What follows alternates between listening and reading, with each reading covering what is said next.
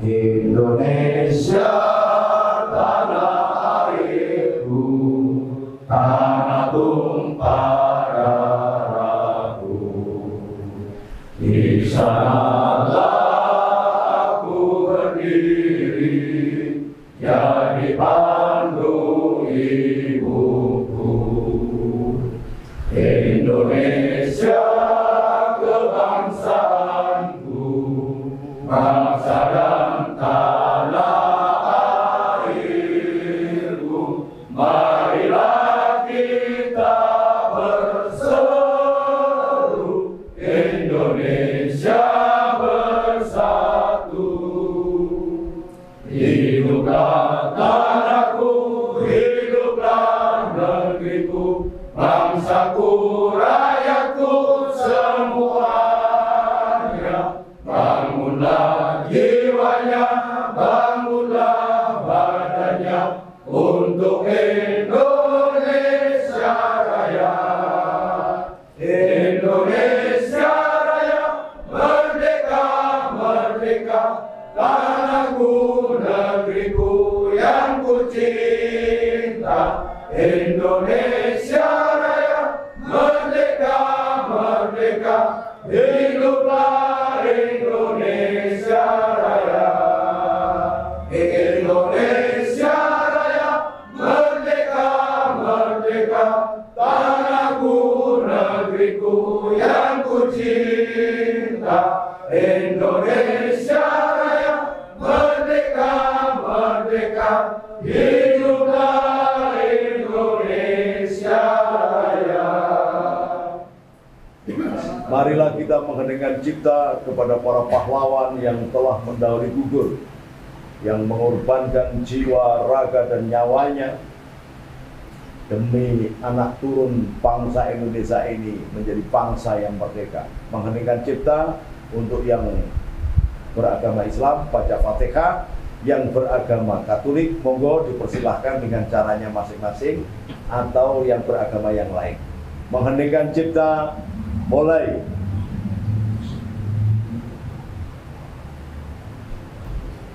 Mengheningkan cipta, selesai.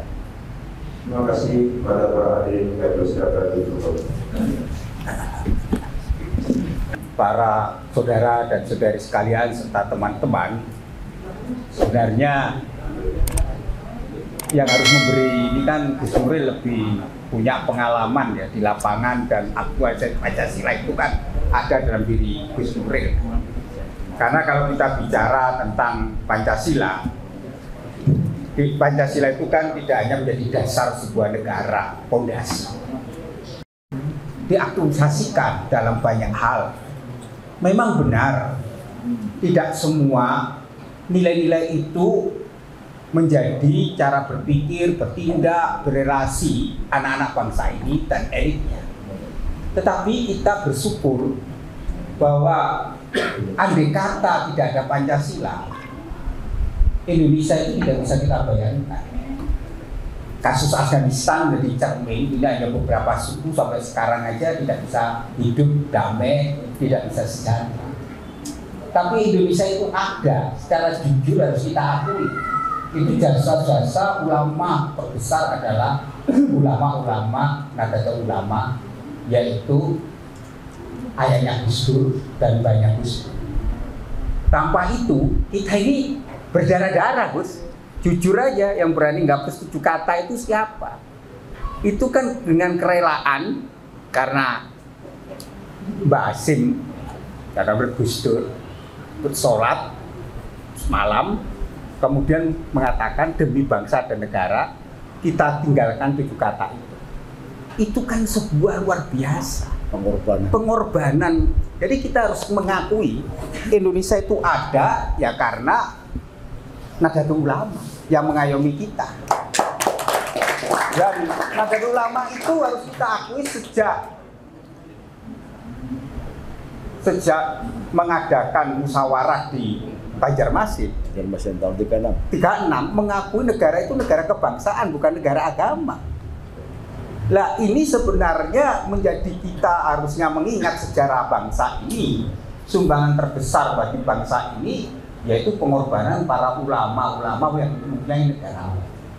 Saya tidak bisa membayangkan mereka studi di Arab, tetapi mereka ini menyintai bangsa dan negara dan tetap berkomitmen membangun kultur budaya Indonesia.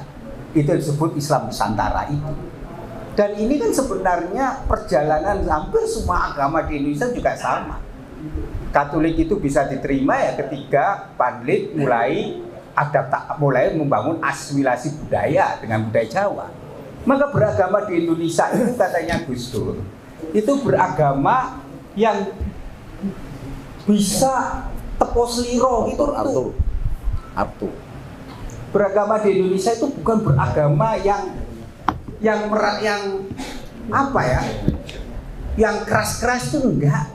Beragama Indonesia itu lentur, beragama Indonesia itu beragama yang sejuk, beragama yang sesuai dengan kultur dan budaya.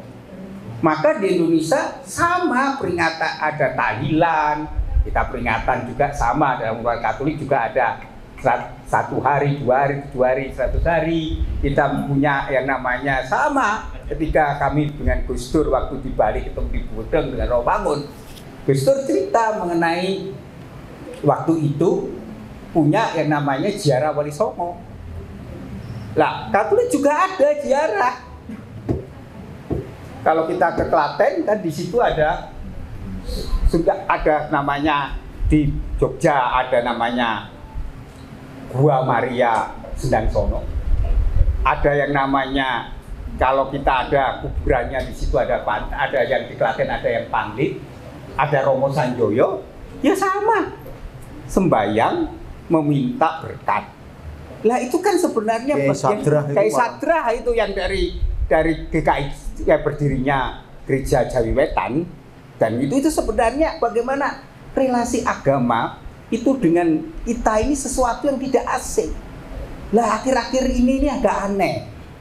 Oh, agama kok keras-kerasan gitu. Agama kok di ruang publik itu saling mengejek, saling olok-olok, merasa diri paling benar, yang lain salah. Dan kemudian, mohon maaf, kebanyakan mereka itu tidak mendalami agama. Baik di agama, adalah, tidak hanya dalam Islam, dalam Kristen juga banyak yang cara berdakwanya itu hanya menonjolkan yang disebut sisi-sisi, merasa ayatnya itu hanya dipotong-potong. Lah, maka cara penyajiannya itu kan ya cara-cara yang menurut saya tidak lagi bagaimana agama itu membawa kesukaan, membawa kebahagiaan, kesejahteraan, teposwiro, kebersamaan, enggak. Tapi saling menganggap dirinya benar, yang lain salah. Padahal kita hidup di negara Pancasila itu tidak begitu.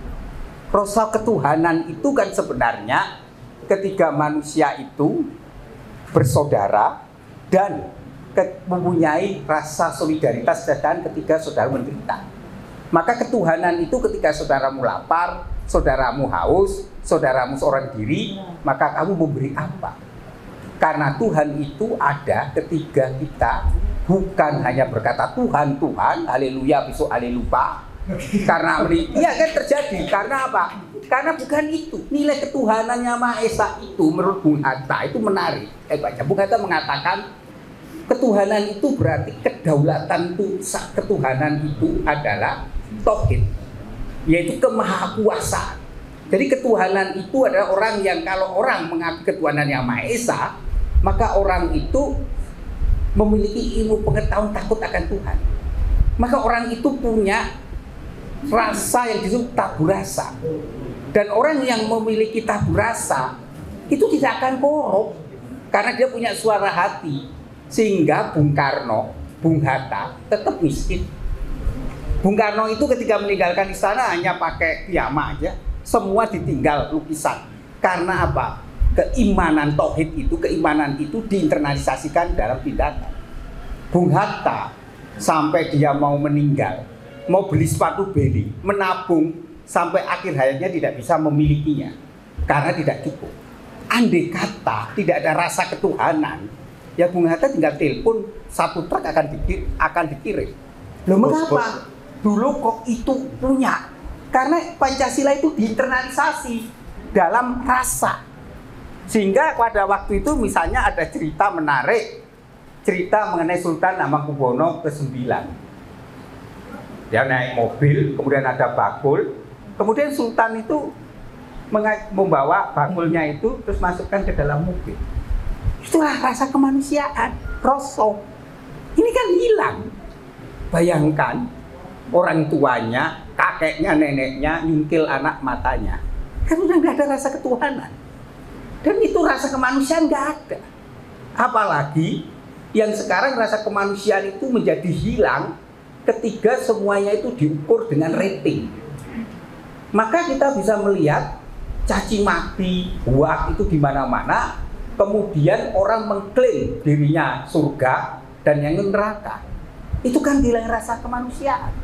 Maka yang terjadi ketika mereka ini menguasai ruang publik, kemudian dalam ruang publik itu selalu hitam dan putih, dan mereka menganggap dirinya yang benar, yang lain salah, kemudian mereka katakan bahwa kamu kafir, yang lain itu adalah pendosa, maka mereka berhak.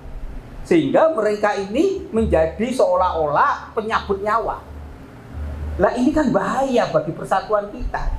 Padahal kita ini ratusan tahun yang lalu, kalau kita membaca bukunya kitab Sumo, Putatular, Sutasumo, Putatular, di situ Indonesia itu luar biasa.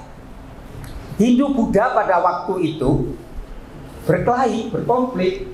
Loh, di Indonesia itu bisa rukun kok. Sehingga kalau kita ke Mojokerto ada petilasan Candi Seribu. Itu kan ada 1000 aliran tantrayana, aliran Hindu Buddha. Bisa kok mereka beridat yang sama. Sekarang ini dirikan rumah ibadah itu sulitnya bukan main. Dulu enggak. Gampang bikin klub. Lah itu. Mengapa? Karena kita kehilangan itu tadi, nilai Pancasila dalam keutamaan hidup kita. Lah tapi yang begitu laris adalah kalau kita akui di ruang publik adalah mereka yang suka mengejek agama orang lain. Loh, beragama itu kebebasan, ya dijamin pasal 28, 29. Kau boleh keyakinan yang berbeda ke agama lain, nggak apa-apa, bebas. Tapi ya jangan setelah itu menjelek-jelekan, kemudian membuat seolah-olah menyalah-nyalakan. Nah itu kan kehilangan rasa semua. Jadi dulu nggak ada itu gitu. Zaman saya itu kan deket di Malang, main di masjidnya Pak Hasyim Musadi juga enak, itu nggak ada masalah zaman saya.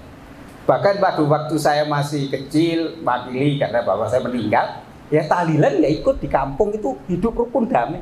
Sekarang kan ini dipersoalkan. Dulu kami selalu kalau lebaran keliling dengan ibu saya nyalami. Kita selalu mendapat ater-ateran.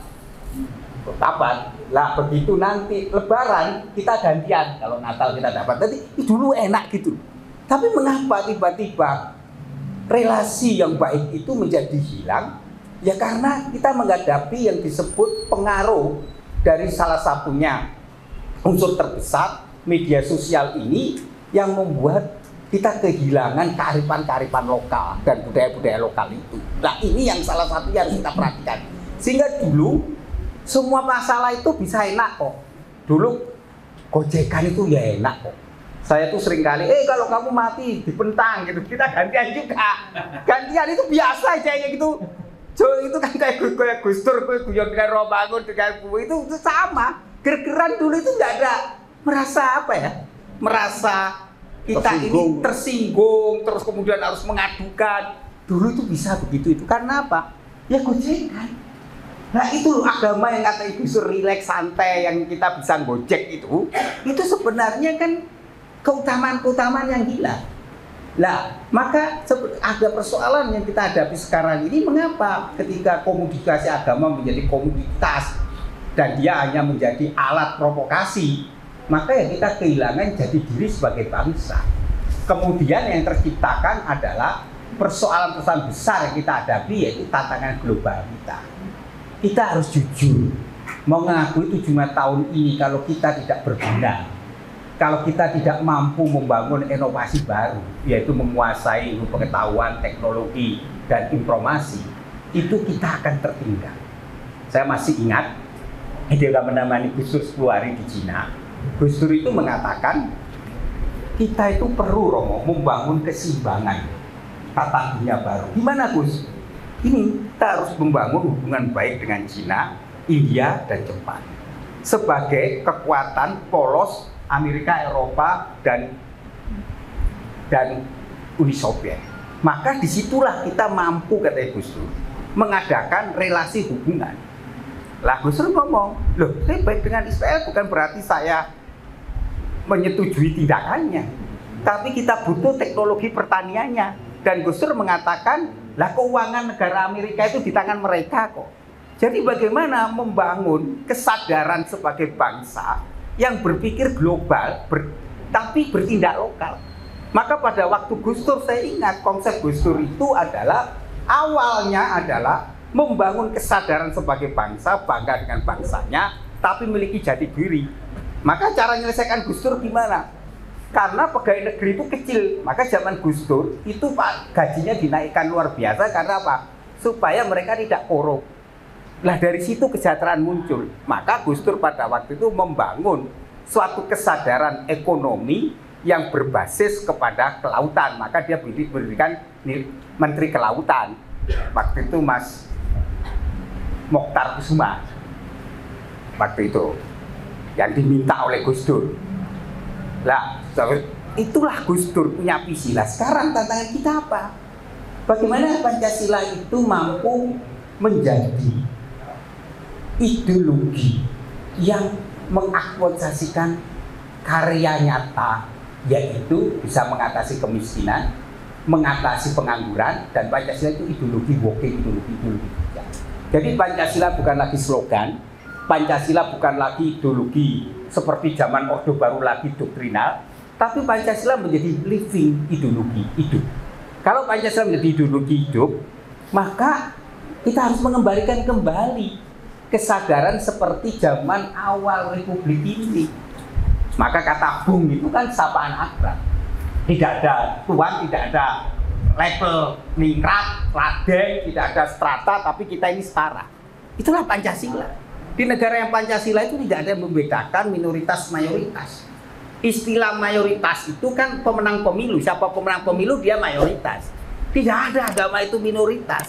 Oh kita itu mulai brojot tahunnya sudah itu kok.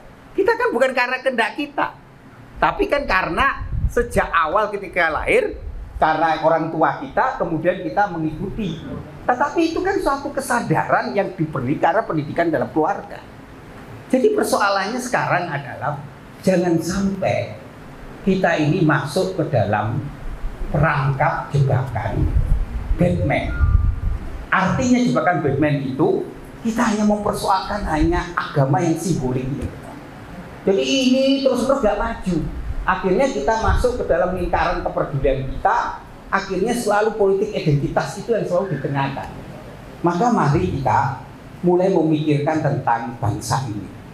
Sudah saatnya pandemi COVID ini mengubah perilaku, gaya hidup, tapi juga mengubah cara berpikir kita. Karena dengan COVID ini, kita ini akhirnya mampu kok mengolah sumber daya kita. Sehingga dengan COVID ini kita bisa mandiri kok. Buah-buah kita itu lebih enak.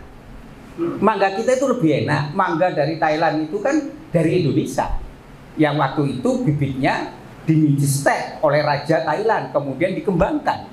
Jadi kita itu kaya raya. Jadi sesuatu yang mungkin kita penuhi yang nggak bisa usah. Jadi kalau kita ini bangga punya semangat kepada kearifan lokal, kemandirian, maka kita menjadi bangsa yang sejahtera. Karena harus kita akui bahwa COVID ini sebenarnya adalah harus kita lihat dalam sebuah yang lebih dalam. Bahwa ini, mengapa ini terjadi? Karena tata alam diperbarui.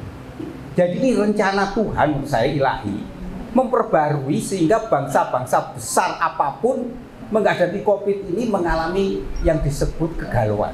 Tidak ada bangsa yang mampu mengatasinya. Maka mereka berlomba-lomba untuk bagaimana memulihkan itu. Tapi kan sampai sekarang vaksin pun hanya mencegah.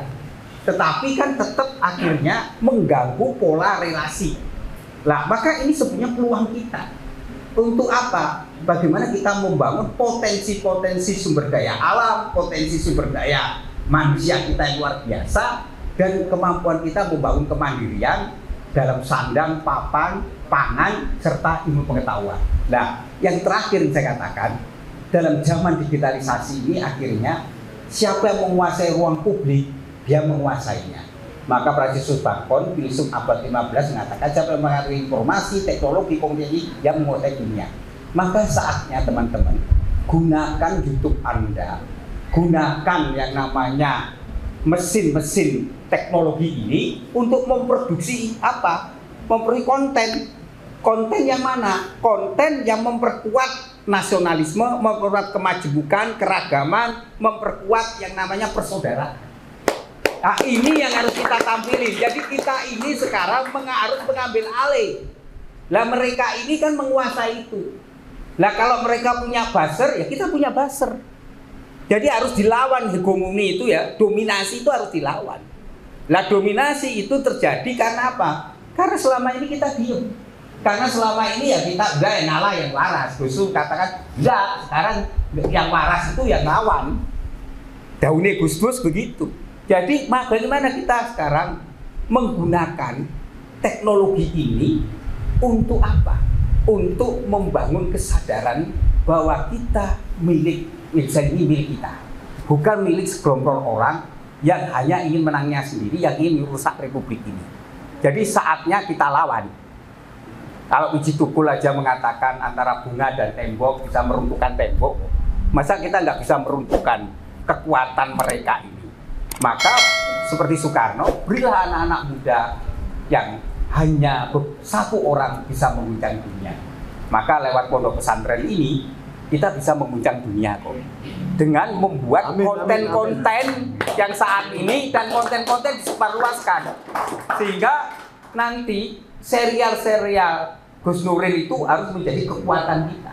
Yang mengajarkan tentang welas asih, keindonesiaan, mengajarkan bagaimana kita saling menghormati, mengajarkan saling persaudaraan, itu harus menjadi kekuatan kita. Maka kita harus membangun kolaborasi. Jadi semua media online itu harus dijadikan dikapitalisasi menjadi kekuatan kita untuk menggambar kesadaran.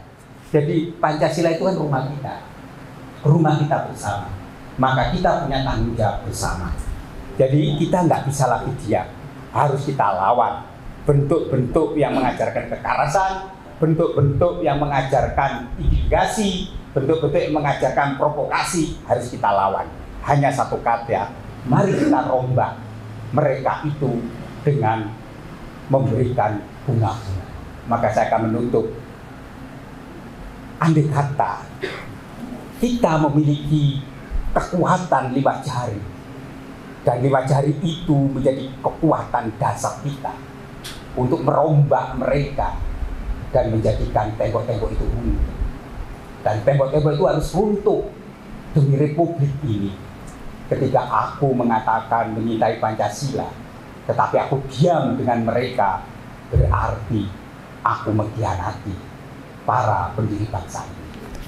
Mari teman-teman kita bersatu untuk bersama-sama mengatakan saatnya lah Pancasila menjadi rumah kita bersama yang kita rawat, kita jaga dengan kesadaran mau menggunakan jari-jari kita untuk menebarkan kebaikan bagi bangsa dan negara. Terima kasih, mohon maaf bila suatu kurang berkenan.